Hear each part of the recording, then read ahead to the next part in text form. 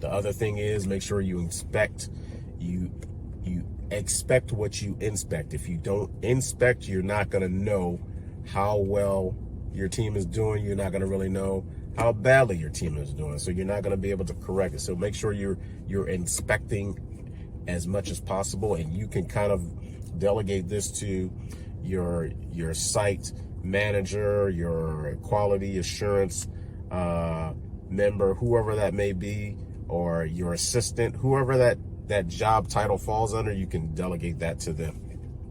Knowing the supplies that's required for each account, you definitely got to know those supplies when they're low and when you need to replenish them. And are you going to be the person replenishing them? Right now, for the most part, I am, but I'm starting to delegate a lot of that stuff to other people to put them in position to take me out of the working in the business and start working on the business. And I think the last thing is always make yourself available to be able to provide additional service, additional upcharge for other services that you provide to your client. And a lot of times they do that. If you're doing well, they know, hey, well, if you do this, then can you do this for me? Can you do that for me?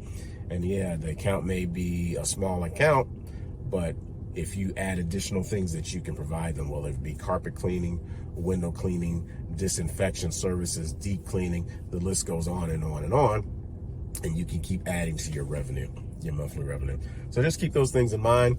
You guys have a wonderful day, and I'll catch you on the flip side.